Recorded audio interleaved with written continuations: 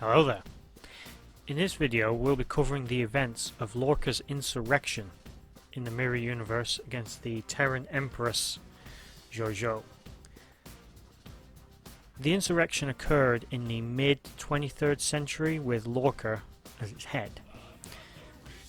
Before he revolted against the Empress, Lorca was considered the Empress's right-hand man, entrusted with some of the most dangerous, sensitive and otherwise secretive missions. Lorca was held in very high standing within the Empire and within Starfleet and by the Empress herself, even having him as a surrogate father figure for her adopted daughter. But however, somewhere along the line, either through his own personal ambitions or through a genuine concern for the Empire, possibly a combination of the two, Lorca came to the conclusion that the Empress was not fit to rule the Empire, and that a new, stronger leader had to be put in place. This may have been spurred on by the sheer number of revolts that were taking place against the Empire, and he may have seen the Empress as ineffectual in dealing with them as the revolts seemingly continued. As we'd seen previously in the Mirror Universe, revolt, mutiny, turning on your commanding officer either to advance in rank or just to improve your position somehow with your superiors and your contemporaries. It was a valid option to mutiny, but you had to have a justification. You couldn't just turn your commander, or in this case your empress, because you felt like it, because you wanted to be captain. You had to be able to demonstrate that they were acting against the best interests of the Empire. This happened aboard the ISS Enterprise NX-01 prior to these events, when Commander Archer mutinied against Captain Forrest, with his justification being that Forrest was not taking advantage of every opportunity to defeat the rebels and save the Empire by taking possession of the USS Defiance and using it and its technology to defeat their enemies. Again, aboard the ISS Enterprise NCC-1701, with the Prime Universe Kirk coming aboard the ship, his actions were seen as weak by his subordinates and they turned on him, trying to advance their own careers while having the justification that he was clearly not himself and his actions were contradictory to those of the Empire.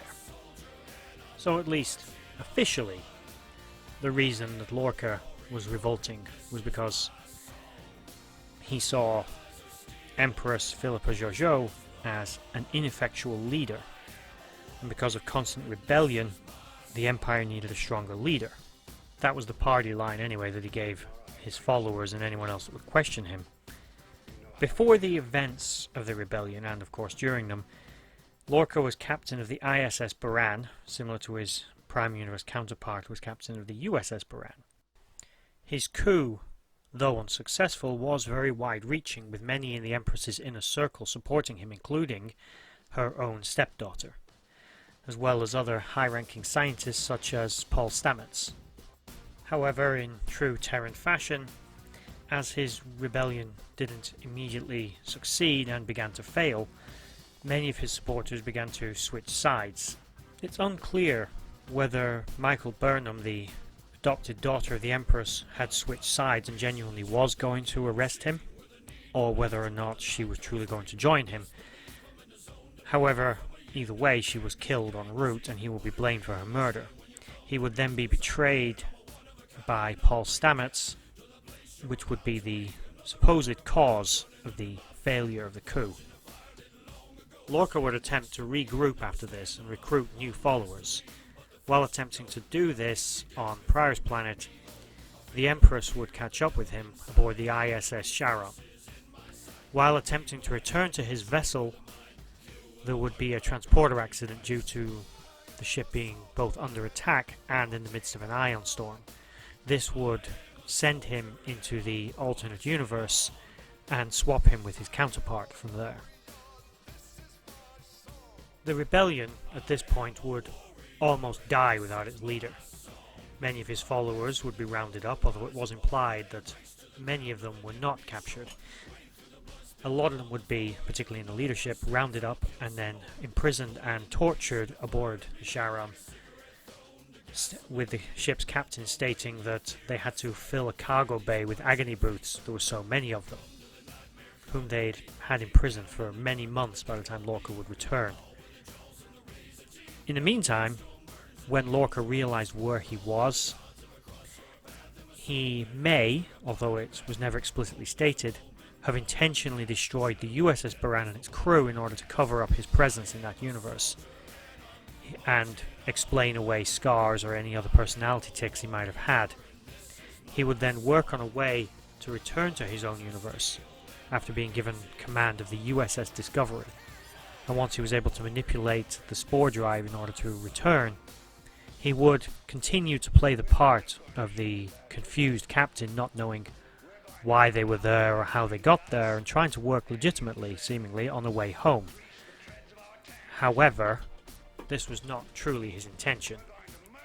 Once in his own universe, he instigated a plan that on the surface seemed like they were trying to acquire information about how the USS Defiant had arrived in this universe, when in truth it was nothing more than a ploy to get close to the Empress in order to assassinate her. Although he did have to endure many hours in the agony booth in order to accomplish this goal, he had convinced the Prime Universe Michael Burnham to suppress his pain receptors so that he wouldn't be as incapacitated by the device once he was able to get out. Once free, he killed the captain of the Charon, Captain Maddox, who was the brother of his former lover and also follower, Ava, and then proceeded to excise his followers and crew from their agony booths in the cargo bay. Once his crew were free, they proceeded to force Paul Stamets to incapacitate many of the crew of the Charon and begin to limit the Empress's control over her vessel, at which time he offered many of the ship's crew the opportunity to join him and turn on the Empress. Fighting his way to the throne room, he eventually had a confrontation with Georgiou, at which time many of his followers were killed, but due to his affection for Michael Burnham, either due to his previous affection to his Michael Burnham or to possibly some growing attraction he had to her, he allowed himself to be distracted and not execute the Empress. This allowed the Empress and Burnham an opportunity to overpower his guards and him, eventually leading to his death. With his death in 2257 aboard the Charon, this would have meant an end to any meaningful rebellion against the current government of the Empire. Even though that government effectively was gone, as Empress Georgiou had been undermined by her underling and would likely have either been assassinated or removed from power afterwards, as she stated right at the end, just after killing Lorca. But that's a story for another time.